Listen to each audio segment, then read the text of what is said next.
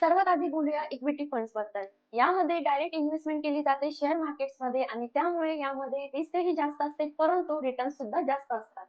पण इक्विटी फंड्समध्ये सुद्धा सब टाइप्स असतात. पहिला आहे डायव्हर्सिफाईड इक्विटी फंड. या फंड्सची गुंतवणूक ही डिफरंट सेक्टर्समध्ये आणि डिफरंट स्केल्सच्या कंपनीजमध्ये केली जाते आणि यामुळे यामध्ये रिस्क सुद्धा कमी असते. दुसरा प्रकार आहे इक्विटी लिंक्ड सेव्हिंग स्कीम म्हणजेच ELSS. हा एक स्पेशल फंड आहे, कारण त्यामध्ये तुम्हाला इन्कम टॅक्समध्ये सेक्शन 86च्या अंडर डिस्काउंट मिळत असतो टॅक्समध्ये, परंतु तुमचा हा पैसा 3 वर्षासाठी लॉक केला जातो. इक्विटी फंडमध्ये तिसरा सब टाइप आहे सेक्टर म्युच्युअल फंड. यामध्ये तुमचे फंड्स हे एका स्पेसिफिक सेक्टरमध्ये इन्व्हेस्ट केले जातात. यामध्ये जर तुमची कंपनी चांगली ग्रो करत असेल तर तुम्हाला बेस्ट रिटर्न्स मिळतील, पण जर तुमच्या स्पेसिफिक सेक्टरमध्ये मंदी आली तर तुमचे रिटर्न्स सुद्धा कमी होतील.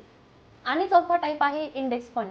ही एक तुमची एक पॅसिव्ह इन्व्हेस्टमेंट असते आणि याचे रिटर्न्स हे निफ्टी 50 आणि सेन्सेक्स मार्केटनुसार मिळत असतात आणि त्यामुळे यामध्ये एक्सपेन्स रेशो अतिशय कमी असतो.